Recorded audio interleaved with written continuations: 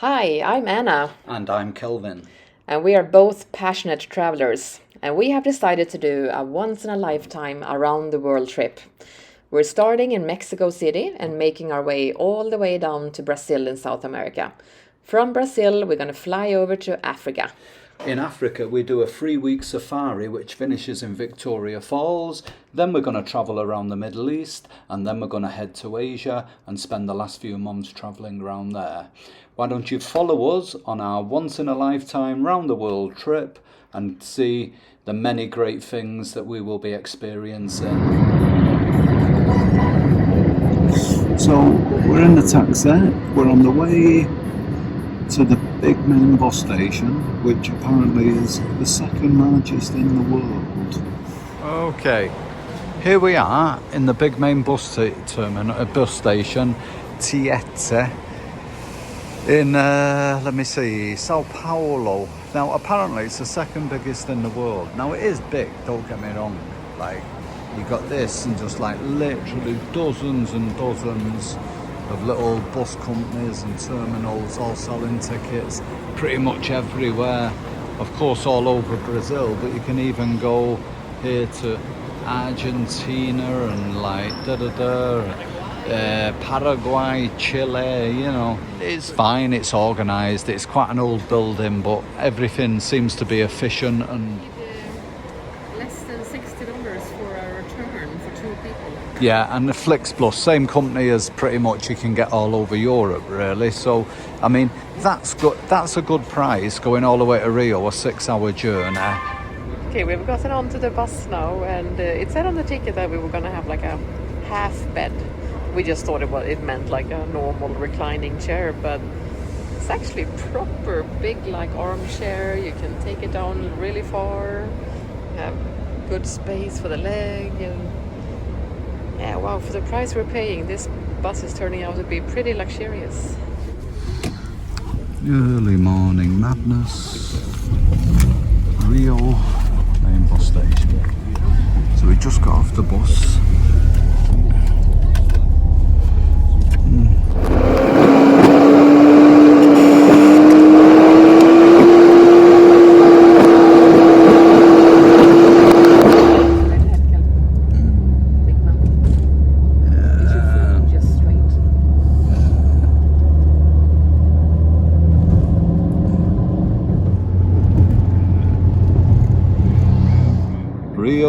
Rio.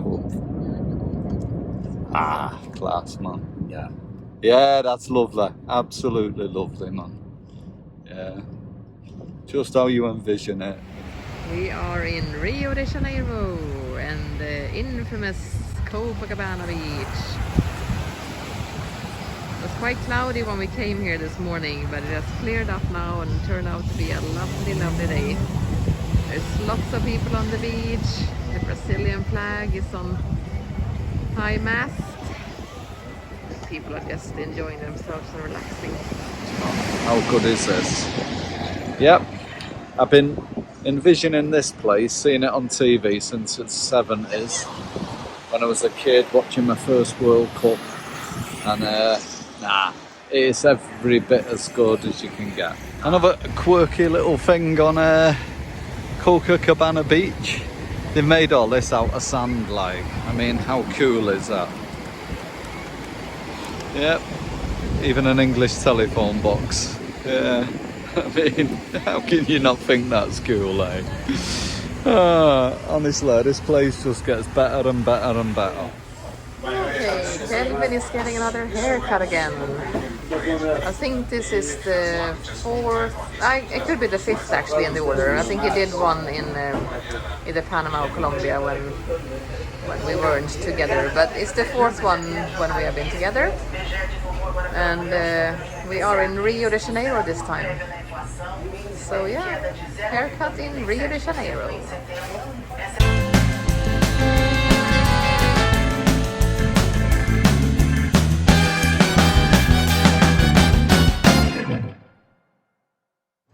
So just come out of the hairdressers. I've had it back to how I had it for pretty much almost all my life. So yeah, so it already feels good and feels fresh, I like. Yeah. So it wasn't the cheapest, but he was okay. He was a good guy. We're literally one block up from Copacabana Beach in Rio. So yeah, my first. I actually just had a Brazilian. You had a Brazilian haircut. Not a Brazilian wax, but a Brazilian haircut. Yeah. All right. We'll see you later. Our first bird on Copacabana Beach. It looks absolute class, man. Yeah.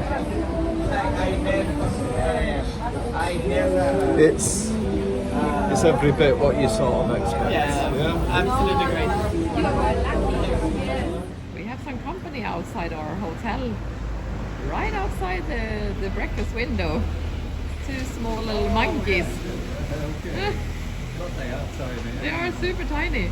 But I just did not expect to see monkeys In the city. Right slap Yeah, we're right in the middle of Rio, and you have monkeys like. It's early morning, Friday morning on Copacabana Beach in Rio de Janeiro. The boys are up early playing beach football. I'm here at the little gym. Going to do a little bit of training, and unfortunately it's raining and has been persistently for 2 days. It literally hasn't stopped. The rain's just about stopping now, but even in this rain it's still class, man. I've got to say, it's absolute class. It's like you've seen on the movies over the years, where it's just like non-stop all the way down as far as the eye can see. Okay, we're walking down the main front on Copacabana Beach. Got a bit tongue-tied there. Yeah, I mean, it's a cloudy day as well. At least it's not raining. It never stopped raining for 2 days. So proper rainy Rio when we first got here, like. But anyway, we're down. We're coming to the end of Copacabana, and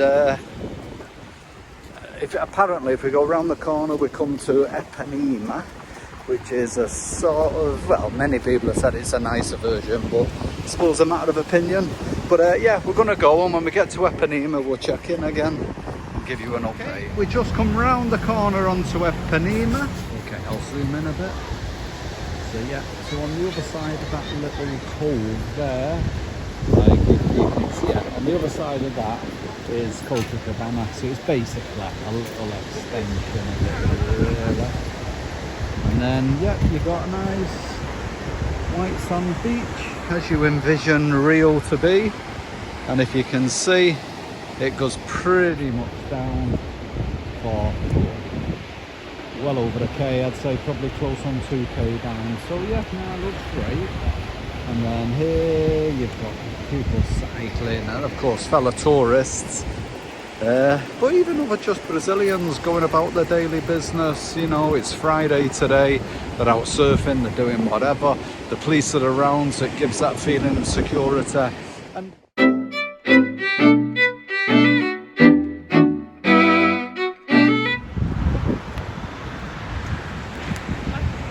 everyone, I am in Brazil, Rio de Janeiro. I'm on Ipanema Beach. And pretty much the whole of the coastline, the beach line, Ipanema, and the next beach, Copacabana, they have these little outdoor gyms. Very basic, but more than okay. They have a dips bar, a couple of chin bars, push-up bar, tricep dips, and a few normal swingy bars. So a little bit of an improvised workout.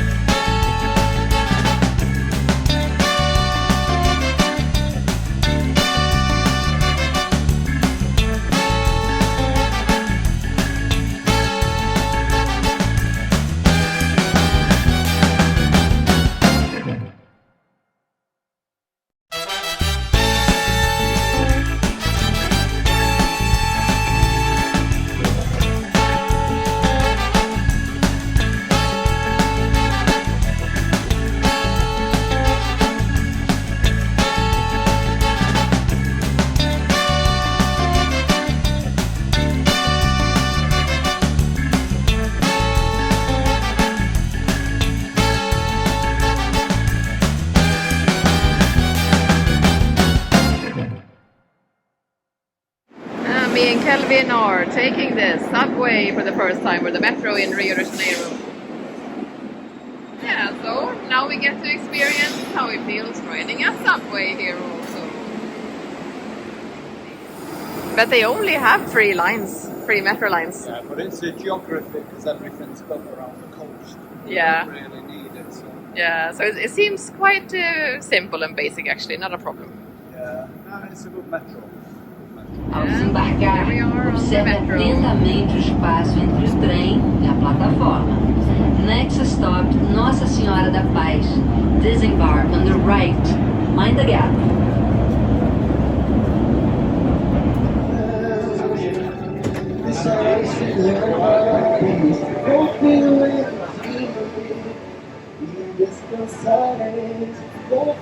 Atenção para o fechamento das portas.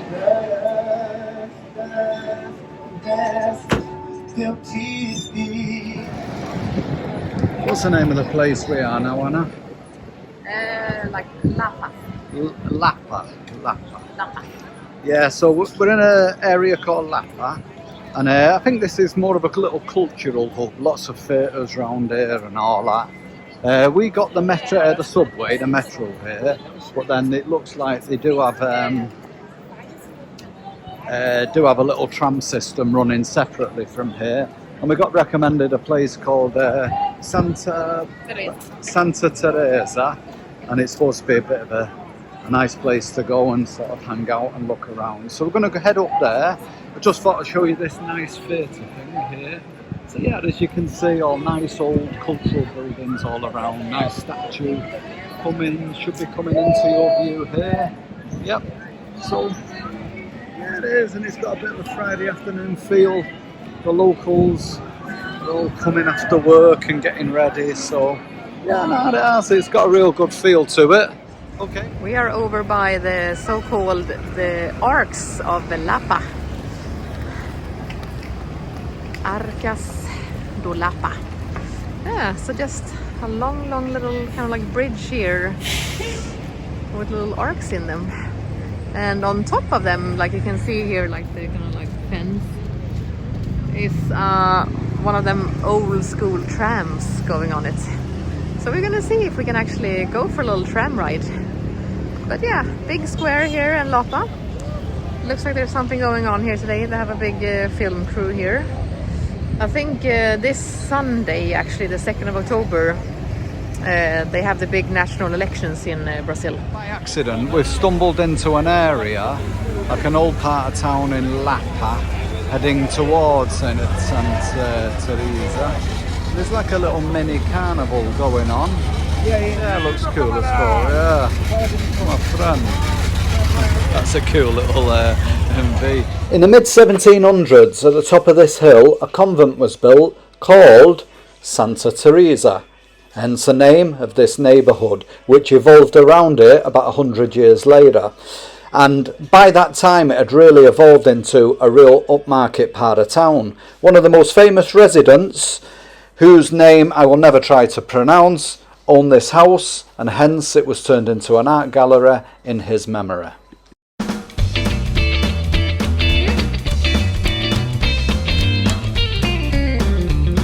Very nice area. That reminds us a lot about Montmartre in Paris. Some little street singers here. Super nice. And so many steps. I don't know how many we have been walking. Brazil 2010. And now we're soon gonna be on our way down again. All the steps. All the way down to there.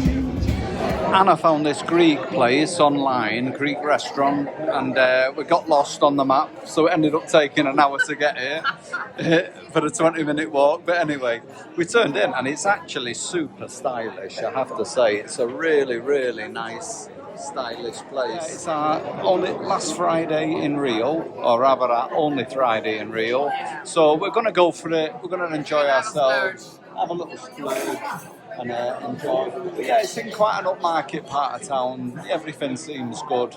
So yeah, we're going to sit and enjoy our dinner and then go mooching and find some other bars to have a little drink in later. So we've come to a bar. We finished at the expensive place. We've come to a cheaper place down the road.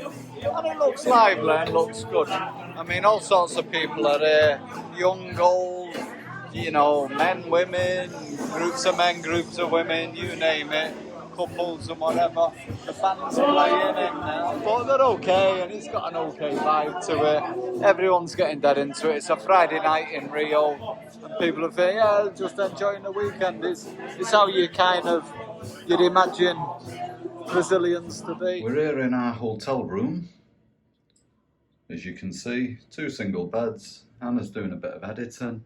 And I'm walking up to the window so you can see our view. I'm going to zoom a bit. That's our view on the 16th floor of the Ibis Budget in Copacabana Beach. Rio de Janeiro, what a place. We're taking the metro across town to get to the shopping centre. Yeah, okay. Everything's straightforward, semi-easy to follow and coordinate yourself. So, yeah, here we go. We're on our way. It's starting to get crowded. It's almost 5. Rush hour's getting on. But we'll give it a go and see how we do.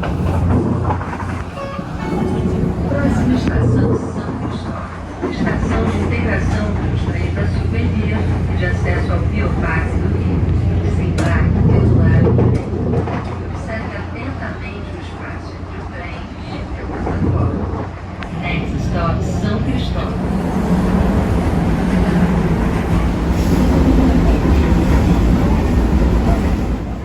We are in a shopping galleria here in Rio de Janeiro, and we are taking the escalator up to the top floor to go to the cinema. I know we are crazy about cinemas, me and Kelvin. So yeah, we're on our way now. We have already bought our ticket, and it's now 9 o'clock, and the movie starts at 9:15. It's a new movie with Viola Davis called The Woman King. Alright, so we've just come up now to the like entrance of the cinema, and yeah, here is the movie that we're gonna see. The Woman King, A Mulher Rei in Portuguese.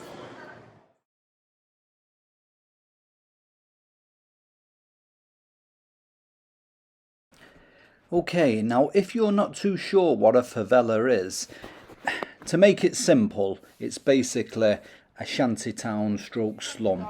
They're synonymous with Latin America, mainly Brazil, and the thing is though, there's so much history behind them and they're so ingrained in the local culture here. Doing a favela tour is actually a really, really interesting thing to do, and I would definitely recommend it for anybody. Our guide Barbara just gave us such big insights into how the favelas work and the history behind them. I'd recommend anybody to do it if you're in Brazil in general, but especially in Rio de Janeiro. Yeah, so we have just come to a little bit of a terrace here. We can really get a good picture of how big the favela is. So Barbara estimates it is about 130,000 people living in this favela. This favela here, and this is the biggest one then in the whole of South America, and the second largest of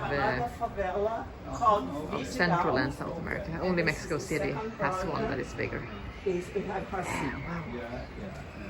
That is. They are quite famous because people go hiking them on. That is quite a view. I think I've seen like on YouTube people they go hiking. Oh, and they take pictures. But it's really interesting to see.